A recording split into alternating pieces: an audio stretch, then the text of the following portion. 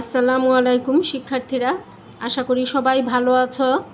আজকে আমরা সপ্তম শ্রেণীর বাংলা প্রথম পত্র বই থেকে হারুন হাবিব রচিত পিতৃপুরুষের গল্প, এই গল্পটির বহু গুরুত্বপূর্ণ বহু নির্বাচনী গল্পের ভিতর থেকে এবং নমুনা সৃজনশীল প্রশ্নের উত্তর আলোচনার ক্লাস করব। যেহেতু আমরা বইয়ের গল্প থেকে বহু নির্বাচনী পড়ব, তাই আমরা পাঠ পরিচিতি এবং লেখক পরিচিতিটাও একটু পড়ে নিব, কারণ এখান থেকেও বহু নির্বাচনী প্রশ্ন পরীক্ষায় আসে। পিতৃপুরুষের গল্পটি কিশোর অন্তু ঢাকায় বসবাস করে। মায়ের কাছে মুক্তিযোদ্ধা কাজল মামার সাহসী সংগ্রামের গল্প শুনে অন্তুর মনে মামার মুখ থেকে যুদ্ধের গল্প শোনার আগ্রহ জাগে। সে মামার জন্য অধীর আগ্রহে অপেক্ষা করে। 21শে ফেব্রুয়ারির দুদিন আগে কাজল মামা ঢাকায় আসেন। এই যে বহু নির্বাচনী প্রশ্ন, এটা মামার কাছেই শুরু হয় অন্তুর অতীত সম্পর্কে তথ্য নির্ভর ইতিহাসের পাঠ। অন্তু জানতে পারে ঢাকা শহরের নামের ইতিহাস, 7 মসজিদ রাস্তার নামের ইতিহাস, জানতে পারে যুদ্ধ ও মুক্তিযুদ্ধের পার্থক্য, 25শে মার্চের রাতে পাকিস্তানি হানাদার বাহিনীর আক্রমণ ও ছাত্রদের প্রতিবাদী ভূমিকার কথা। ঢাকা শহরে রিকশায় ঘুরতে ঘুরতে কিশোর অন্তু স্মৃতিসৌধ, ভাষা আন্দোলন, শহীদ মিনার সহ বাঙালি জাতির পিতৃপুরুষ কারা সে সম্পর্কে ধারণা লাভ করে। এই হচ্ছে আমাদের পাঠ পরিচিতি, মানে গল্পটার যে সামারি। এবার আমরা লেখক পরিচিতি পড়ব। কথাসাহিত্যিক হারুন হাবিব একজন গেরিলা মুক্তিযোদ্ধা এবং 1971-এর রণাঙ্গন সংবাদদাতা। রণাঙ্গন শব্দের অর্থ হচ্ছে যুদ্ধের ক্ষেত্রে তিনি সংবাদদাতা ছিলেন এবং গেরিলা মুক্তিযোদ্ধাও ছিলেন। তিনি মুক্তিযুদ্ধ বিষয়ে প্রচুর গল্প, উপন্যাস, প্রবন্ধ ও স্মৃতিকথা লিখেছেন। তার মধ্যে কয়েকটি হলো প্রিয় যোদ্ধা, ছোট গল্প, সমগ্র 1971, মুক্তিযুদ্ধের নির্বাচিত প্রবন্ধ, ব্লাড অ্যান্ড ব্রাটালিটি ইত্যাদি। তার জন্ম 1948 সালে জামালপুরে। বহু গুরুত্বপূর্ণ গল্পের ভিতর থেকে বহু নির্বাচনী প্রশ্ন। 1. কে বড় বেশি একটা ঢাকায় আসেন না? অন্তুর মামা। 2. কার গ্রাম খুব ভালো লাগে? কাজল মামার। এই কাজল মামাই কিন্তু অন্তুর মামা। কত সালে কাজল মামা ঢাকা বিশ্ববিদ্যালয়ে পড়ত? 1971 সালে। অন্তুকে চিঠি লেখার বুদ্ধি কে দেয়? অন্তুর মা। অন্তু বরাবর রাত কয়টায় ঘুমিয়ে পড়ে? 10:30টায়। কাজল মামা কতদিন ঢাকায় থাকবেন? 5 দিন। কোন জায়গা থেকে অন্তু আর মামা রিকশায় ওঠে? মোহাম্মদপুর। কিসের ওপর বর্তমানের দিন রাত গড়ে ওঠে? অতীতের উপর। আসলে অতীতের উপর ভিত্তি করে কিন্তু আমাদের এই বর্তমান। জাহাঙ্গীর কে ছিলেন? মোগল বাদশাহ। স্বাধীনতার জন্য যে লড়াই তাকে কি বলে? মুক্তিযুদ্ধ।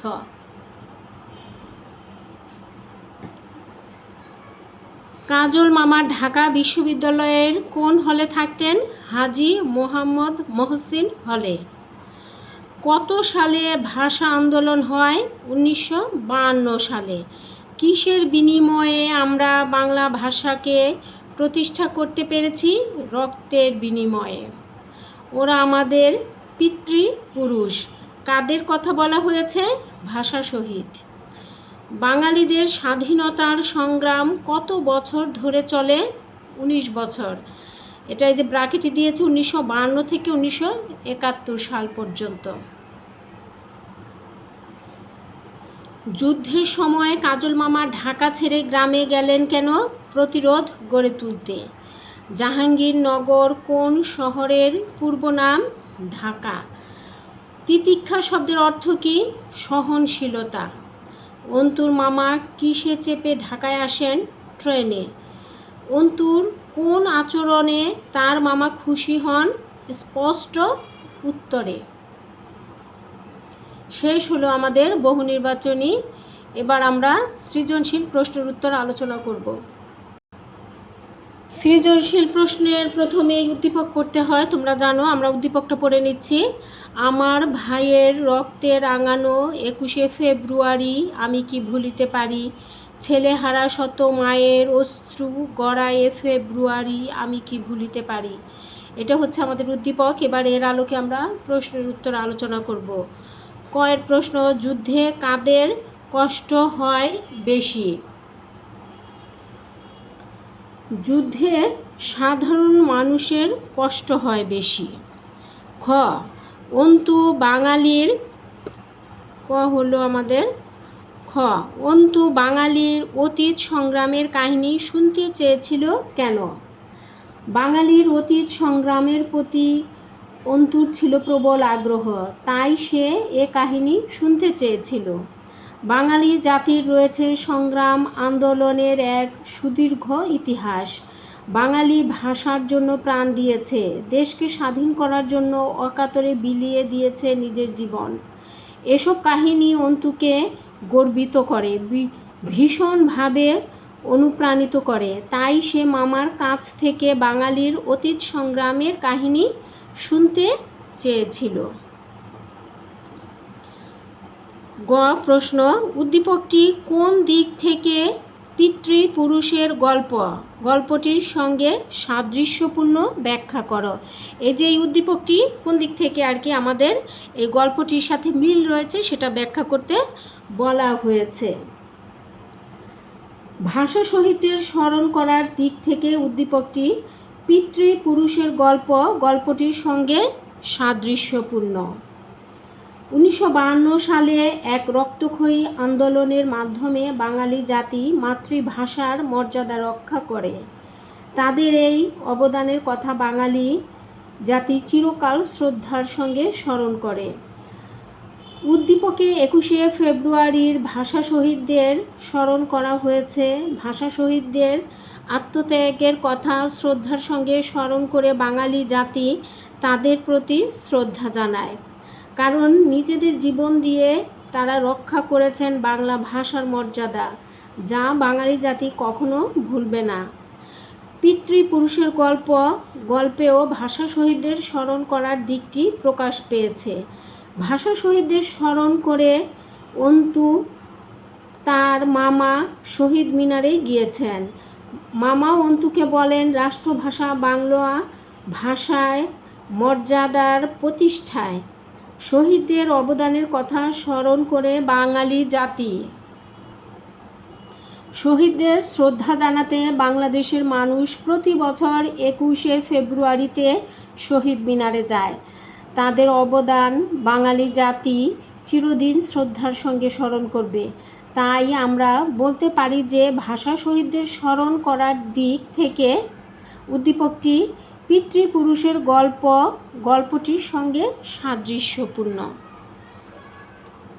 গ হলো এবার ঘয়ের উত্তর। পিতৃপুরুষের গল্পে প্রতিফলিত 21শে ফেব্রুয়ারির চেতনার দিকটি উদ্দীপকের ভাবার্থে প্রকাশ পেয়েছে। যৌক্তিকতা নিরূপণ করো। বলছে যে এই যে উদ্দীপকের এর ভাবার্থ মূল কথাগুলো, সেটার মধ্যে আমাদের যে গল্প পিতৃপুরুষের গল্প, এই গল্পের কাহিনী ওই ভাবার্থের সাথে একমত প্রকাশ করেছে। সেটা আমাদের সহজ ভাষায় লিখতে হবে। এভাবে আমরা লিখব, পিতৃপুরুষের গল্পে প্রতিফলিত 21শে ফেব্রুয়ারির চেতনার দিকটি উদ্দীপকের ভাবার্থে প্রকাশ পেয়েছে। মন্তব্যটি কিন্তু যথার্থ। 1952 সালের 21শে ফেব্রুয়ারির রাষ্ট্রভাষা বাংলার দাবিতে ছাত্র জনতা রাজপথে নামেন। নিজেদের রক্তের বিনিময়ে তারা প্রতিষ্ঠা করেন ভাষার মর্যাদা। তাদের আত্মত্যাগকে চিরস্মরণীয় করে রাখতেই নির্মাণ করা হয়েছে শহীদ মিনার। পিতৃপুরুষের গল্পে অন্তু আর তার কাজল মামা ভাষা শহীদদের কথা স্মরণ করে শহীদ মিনারে গিয়েছেন। অন্তু তার বাবার কাছ থেকে জেনেছে ভাষা শহীদদের আত্মত্যাগের কথা। পাকিস্তানি শাসকরা চেয়েছিল উর্দুকে বাংলার রাষ্ট্রভাষা হিসেবে চাপিয়ে দিতে, কিন্তু বাংলার মানুষ এ অন্যায় বিষয়টিকে সহজভাবে মেনে নেয়নি। প্রতিবাদ করতে গিয়ে বাংলার মানুষকে জীবন দিতে হয়। তাদের রক্তের বিনিময়ে বাংলা ভাষা ফিরে পায় তার মর্যাদা। উদ্দীপকের কবিতাংশে ভাষা শহীদদের কথা বলা হয়েছে। কবি তাদের অবদানের কথাই স্মৃতিচারণ করেছেন। ভাষা শহীদদের রক্তের বিনিময়ে প্রতিষ্ঠা পেয়েছে বাংলা ভাষার মর্যাদা। বাংলা ভাষার মর্যাদা রক্ষা করতে গিয়ে 1952 সালের 21শে ফেব্রুয়ারি অনেক মা সন্তান হারান। তাদের অশ্রুতে গড়া ফেব্রুয়ারি আমাদের গর্ব।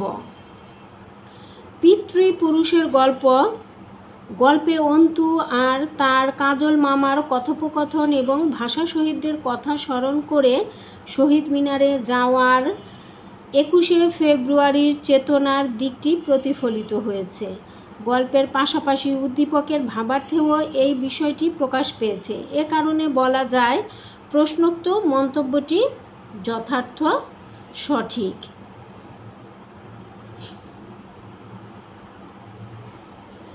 আমরা 2 নম্বর সৃজনশীলটি পড়ব। প্রথমে আমরা উদ্দীপকটি পড়ে নিচ্ছি। চর্যাপদের কালো অক্ষরগুলো ইদানিং আমার খুব আপন মনে হয় ওই একটি অক্ষর থেকে উঠে এসেছে আমার পিতামহ আর প্রপিতামহরা। উঠে এসেছে বাঙালির অস্তিত্ব। এটা হচ্ছে আমাদের উদ্দীপক। এবার এর আলোকে আমরা প্রশ্নের উত্তর আলোচনা করব। ক প্রশ্ন, বাঙালিরা কি মেনে নেয়নি? পাকিস্তানি শাসকদের চাপিয়ে দেয়া উর্দুকে একমাত্র রাষ্ট্রভাষা হিসেবে বাঙালিরা মেনে নেয়নি। খ বাঘা বাঙালি বলতে কি বোঝানো হয়েছে? বাঘা বাঙালি বলতে বাঙালি জাতির সাহসিকতাকে বোঝানো হয়েছে। পরাধীন বাঙালি 1971 সালে পাকিস্তানি হানাদার বাহিনীর বিরুদ্ধে এক রক্তক্ষয়ী যুদ্ধের মাধ্যমে ছিনিয়ে আনে স্বাধীনতা। যুদ্ধে অংশ নেয় সর্বস্তরের বাংলার সাহসী মানুষ। পিতৃপুরুষের গল্প এর কাজল মামাও গ্রামে গ্রামে ঘুরে ছেলেদের জোগাড় করে মিছিল মিটিং করেছে, রাইফেল জোগাড় করে ট্রেনিং করেছে। অবশেষে মুক্তির যুদ্ধের মাধ্যমে এ দেশের স্বাধীনতা ছিনিয়ে এনেছে। খ শেষ হলো। এবার গ উদ্দীপকে প্রকাশিত ভাবটি পিতৃপুরুষের গল্প রচনার সাথে কোন দিক থেকে সাদৃশ্যপূর্ণ? ব্যাখ্যা করো। বলছে উদ্দীপকে প্রকাশিত যে দিক সেটার সাথে আমাদের গল্পের কোন মিল আছে সেটা লিখতে বলা হয়েছে এখানে। উদ্দীপকে প্রকাশিত ভাবটি পিতৃপুরুষের গল্পের মধ্যে বর্ণিত পিতৃপুরুষের শ্রদ্ধা ভরে স্মরণ করার দিক থেকে সাদৃশ্যপূর্ণ, মিল রয়েছে আর কি। বাঙালি জাতির ঐতিহ্যমণ্ডিত অতীত ইতিহাস রয়েছে, আর এই ইতিহাসের সঙ্গে মিশে আছে বাঙালি জাতির সাহসী পিতৃপুরুষেরা, যাদের কথা আজও আমরা শ্রদ্ধা ভরে স্মরণ করি। পিতৃপুরুষের গল্প নামক গল্পটিতে বাঙালি জাতির পিতৃপুরুষ সম্পর্কে ধারণা দেওয়া হয়েছে। অন্তু কাজল মামার কাছে বাংলার অতীত ইতিহাসের কথা শুনেছে। ঢাকার বিভিন্ন নিদর্শন দেখতে দেখতে সে সাহসী বাঙালি জাতির পিতৃপুরুষের কথা জেনেছে, যাদের অবদানের কথা বাংলার মানুষ শ্রদ্ধার সঙ্গে স্মরণ করে। উদ্দীপকেও বাঙালি জাতির অস্তিত্বের সঙ্গে মিশে থাকা পিতৃপুরুষের কথা বলা হয়েছে। চর্যাপদের কালো অক্ষরগুলোকে লেখকের আপন মনে হয়েছে, কারণ ওর এক একটি অক্ষর থেকে আমাদের পূর্বপুরুষেরা উঠে এসেছে। এভাবে উদ্দীপকে প্রকাশিত ভাবটি পিতৃপুরুষের গল্প নামক গল্পটি আমাদের পিতৃপুরুষদেরকে স্মরণ করার দিক থেকে সাদৃশ্যপূর্ণ। গ শেষ হলো, এবার ঘয়ের উত্তর। উঠে এসেছে আমার পিতা পিতামহ আর প্রপিতামহরা। উক্তিটি পিতৃপুরুষের গল্প রচনার আলোকে বিশ্লেষণ করো। উঠে এসেছে আমার পিতা পিতামহ আর পিতামহরা উক্তিটি কিন্তু একেবারেই যথার্থ। বাঙালি জাতির অস্তিত্বের সঙ্গে মিশে আছে এক সুদীর্ঘ ইতিহাস, আর সেই ইতিহাসে জড়িয়ে আছে এদেশের পূর্বপুরুষের নানা অবদান। এ কারণেই বলা হয় বাংলার ইতিহাস বাঙালির ত্যাগ ও গর্বের ইতিহাস। পিতৃপুরুষের গল্প নামক গল্পে অন্তু তার কাজল মামার কাছ থেকে বাঙালি জাতির অতীত ইতিহাস সম্পর্কে জেনেছে। দেশের ইতিহাস ঐতিহ্যের প্রতি তার গভীর আগ্রহ। অন্তু তার মামার কাছ থেকে জানতে পারে ঢাকা শহরের নামের ইতিহাস, 7 মসজিদ রাস্তার নামের ইতিহাস, ঢাকা শহরে রিকশায় ঘুরতে ঘুরতে কিশোর অন্তু স্মৃতিসৌধ, মাতৃভাষা আন্দোলন, শহীদ মিনার সহ বাঙালি জাতির পিতৃপুরুষ সম্পর্কে ধারণা লাভ করে। উদ্দীপকেও বাঙালির অস্তিত্বের সঙ্গে মিশে থাকা এদেশের পিতৃপুরুষদের কথা বলা হয়েছে। লেখকের মনে হয়েছে চর্যাপদের এক একটি অক্ষর থেকে পিতা পিতামহ আর প্রপিতামহরা উঠে এসেছেন।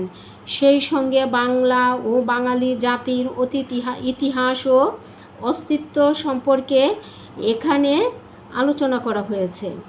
উদ্দীপক ও পিতৃপুরুষের গল্প এই দুইয়ের মধ্যেই বাংলা ও বাঙালি জাতির অস্তিত্বের সঙ্গে মিশে থাকা এদেশের পিতৃপুরুষের অবদানের দিকটি প্রতিফলিত হয়েছে। বিশেষ করে অন্তু মামার সঙ্গে রিকশায় ঘুরতে ঘুরতে বিভিন্ন নিদর্শন দেখে বাঙালি জাতির পিতৃপুরুষ সম্পর্কে ধারণা লাভ করেছে। এদিক থেকে প্রশ্নোক্ত মন্তব্যটি যথার্থ। শেষ হলো আমাদের আজকের বহু গুরুত্বপূর্ণ বহু নির্বাচনী এবং নমুনা সৃজনশীল প্রশ্নোত্তর পর্বের ক্লাস। আশা করি সবাই ভালো বুঝতে পেরেছ। ধন্যবাদ সবাইকে। আসসালামু আলাইকুম।